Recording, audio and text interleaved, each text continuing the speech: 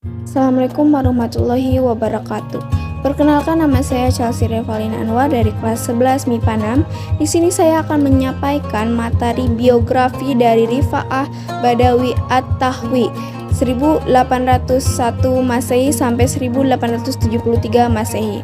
Rifa'ah Badawi At-Tahwi, beliau lahir di kota kecil di sebelah selatan Mesir yang bernama Tahta, Suhaj pada tahun 1801. Rifa'ah pada awalnya lahir dari keluarga yang berkecukupan dan terpandang, namun orang tuanya jatuh miskin karena hartanya diambil oleh Muhammad Ali Pasha, seorang gubernur Mesir pada saat itu, dikarenakan beban pajak yang sangat tinggi.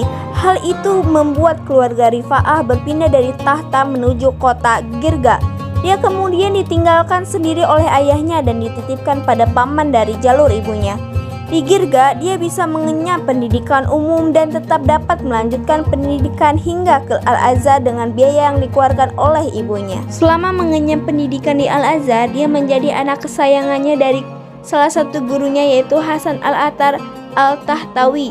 Menyelesaikan studi di Al-Azhar pada tahun 1822 dalam waktu 5 tahun. Al-Tahtawi mulai belajar di Universitas Al-Azhar, Kairo ketika usianya 16 tahun. Setelah lulus, dia sempat mengajar di Al-Azhar selama 2 tahun dan menjadi imam untuk tentara Mesir saat itu.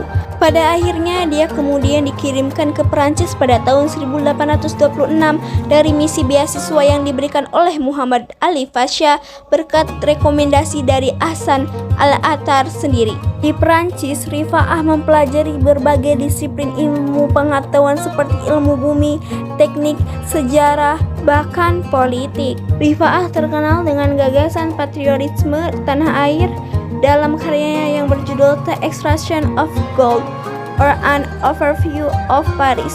Ia menggambarkan betapa pentingnya rasa persatuan untuk Mesir, karena tanpa rasa persatuan itu, Mesir akhirnya mudah terkoyak oleh para penjajah. Mengambil analogi dari peradaban Romawi yang sebegitu kuatnya tetapi akhirnya terbelah menjadi dua. Mesir juga dulunya kuat dan menjadi salah satu negeri yang memulai peradaban, tetapi Mesir kini mengalami sesuatu yang hina, yaitu penjajahan karena kurangnya rasa persatuan di antara para warganya. Selain karena itu, Rifa'ah juga dikenal atas idenya mengenai evolusi syariah, yang dia percaya bahwa syariah itu senantiasa bergerak mengikuti pengembangan zaman, bukan sebagai sesuatu yang kaku sebagaimana yang dipahami oleh orang pada masanya. Di samping itu, Rifa'ah juga berpendapat dalam bidang pendidikan bahwa pendidikan juga layak ditempuh bagi para wanita yang pada saat itu di Mesir. Pendidikan bagi seorang wanita adalah hal yang masih dianggap makruh untuk dijalankan.